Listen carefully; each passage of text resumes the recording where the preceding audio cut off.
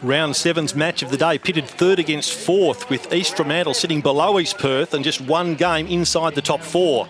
But having a game in hand and the home ground advantage, they were well placed to take it right up to the Royals. Hand pass forward to the plate of Wolf. Wolf now picks out a teammate, College running past. In fact, it wasn't College, it was McGuinness. He got the ball forward, snap on goal from McInnes, and McInnes, that was a good snap by the big man. Young got it down, or that occasion Howlett left it behind. McGuinness got a hand pass to Wolf. As usual, getting plenty of the footy, a centering kick to Hill in the goal square, and Hill just reading the crumbs. That's just his nature, and that was really a gimme goal to Josh Hill. Well, they've had their problems in their forward line. They kicked 21 goals when they flogged Claremont. They've struggled apart from that. Tropiano's kick is charged down. The rebound falls to McGinnity. Quick kick just clears the 50. Brock O'Brien crashes through. Hand pass to Lester Smith. O'Brien gets it back and spears a shot on goal. That's wonderful football. Shift the blame. It's a TV game. Maybe they thought there was a camera. Gee, it was only the blame there of McGovern. The short kick in has come unstuck. Edwards gathers it, swings across his body. No discussion on that one. East Fremantle have kicked a goal. Right, Lester Smith just stopped and went sideways and turned the ball over. They've not added to their half-time score in this quarter. And now McGuinness from long range. That's an outstanding shot on goal. This boy's got a bit of talent. Tropiano caught, dispossessed. Hancock's there. He's taken in the tackle by Carter. Ball spills free for Dalziel, who goes up toward full forward now. In the box seat there was Peake. Takes the mark, plays on, kicks a goal. You've got to be in line with me. No, Mark's here, I'm telling you. Yep, stay with me, yep. So we've sorted all that out. No, you can't. You're within 5. Play on. Peake with the check side. Makes no mistake. The Sharks go forward again. Peake gives a little shove on Hart. Hart slaps it out the back door. Lester Smith is there to arrive and collect the football. Hand pass over the top. Edwards spins. Hand passes behind Peake, but he's good enough to collect from deep in the pocket. Sends it goalward. The Sharks are right back in this. Peake has kicked 4 goals, all in this final quarter. The Sharks have kicked the only... He was goalless at three-quarter time, but Brett Peake became the major goal scorer in the match with 4. 2 to Lester Smith, McNamara, O'Brien and Edwards, each kicking 1, and for the Royals 3 apiece to McInnes and Hill. Sinclair kicked 2, whilst Payne, Wolf and McGuinness kicked 1 apiece. For East Fremantle, Dalziel with 36 possessions and 10 marks was outstanding. McNamara likewise, 9 marks. He had 22 possessions and kicked a goal.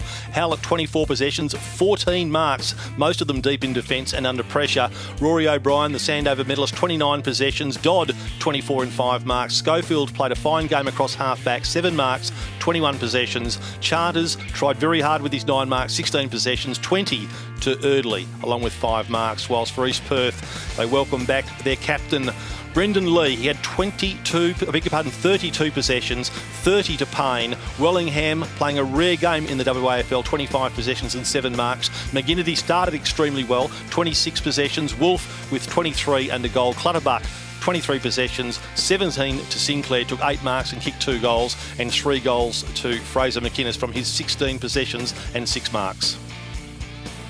And there you have the consolidated match stats. East Perth had 37 more disposals. East Fremantle just 3 more marks. The hit-outs, well, not dominated by East Perth. They had 15 more. You can see something of an imbalance too there with the free kicks. 20 to East Fremantle, 11 to East Perth, and the centre breaks 14 favouring the Royals to 9. And the match, whilst not dominated by East Perth either, they certainly held sway. They led by 18 points and looked in control at quarter time. The margin narrowed after a good second quarter to 10 points in favour of the Royals at half time.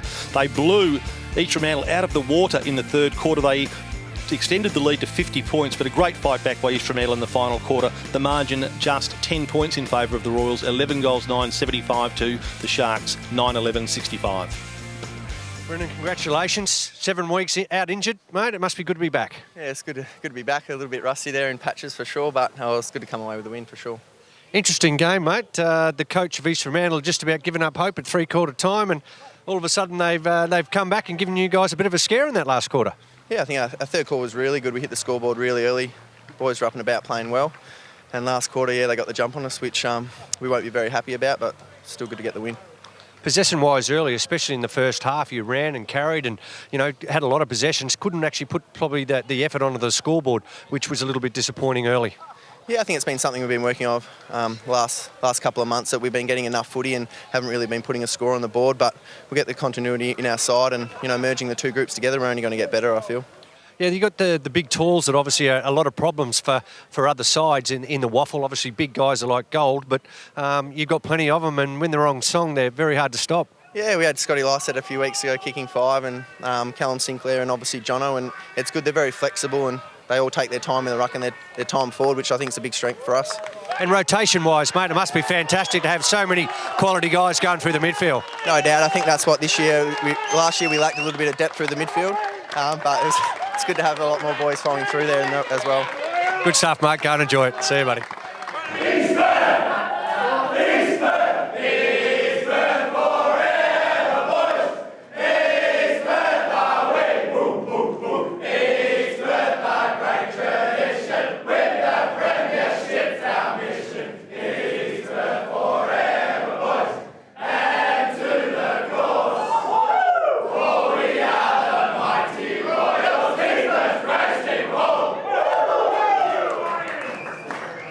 Brian, I can tell by the look on your face you're not very happy about the last quarter from East Perth. I've been happier after wins, Rod. Yeah, you could say that. Look, it was, third quarter was terrific. You couldn't have asked for more, but to then follow up that way in the last quarter was extremely disappointing. And, we should have closed the game out, far more readily than that. And, in the end, we were really struggling. We were lucky it was a 29-minute quarter. 1 point in the last quarter is a real challenge for you, really, isn't it? Oh, yeah, absolutely. You ice the game if you can get a couple of early goals. It takes the wind out of the opposition's sails. But if they get the first couple of goals and then they get the next couple of goals, it's game on. And it was really disappointing on our part. We just need to be far more hungry to, really close out a game than that. It was disappointing. I don't say this very often, but I actually talked to Steve Malaxos at three-quarter time, and he'd almost given up hope, basically saying that, you're a better side and it looks like it was all over today. But, with a bit of determination and hard work, you can turn things around very quickly. Yeah, in modern footy, you've got to be a fair way ahead before you can really relax. 6, 7 goals is gettable in a quarter, absolutely. So we weren't far enough ahead. We didn't think we'd... had the game firmly in our keeping. It was a good break that we had, and we needed to build on that. So that's the disappointing thing. And we asked the players to win the last quarter, and we didn't. Well, can you tell me what you think went wrong in that last quarter that they faded out of the game so badly? Obviously, fitness couldn't be a problem. I think, the way we played in the third quarter, we just went away from that. We asked them to really... move the ball quickly forward and not play a hit-up, chip-up sort of game. I think we got away from that. But then our defensive aspects fell away completely. We gave them far too much easy ball and overlap, and we just weren't urgent to go and pick anyone up. We were folding back on the play rather than locating a player that we should have been on. One consolation, mate, as they say, there's never a thing as such as a bad win. So there you go, mate. I'm sure you'll bounce back. And it was an important game. East Fremantle will be around when the whips are cracking, I reckon, and it was an important game for us. So we certainly take the 4 points, but, gee, we've got some work to do. Thanks for talking to us. So other winners today were Perth over Peel Thunder. The Demons 10 goals 17-77, defeating Peel Thunder by 29 points. The Thunder 6-12-48. And the Bulldogs far too strong for the Tigers at Fremantle Oval. 17 goals 13-115, defeating Clermont 8-3-51. The margin there, 64 points. At the time of recording, Subiaco and Swan Districts were fighting out a close twilight game at Medibank Stadium, but the Lions sitting on top of the ladder. East Perth in second spot, Swan Districts fourth, Perth just inside the top 4 on percentage only, with East Fremantle and South Fremantle all on 3 games outside the top 4. West Perth have 2 wins. They had the bye this weekend, Clermont the 2, and Peel Thunder still looking for their first win of the season.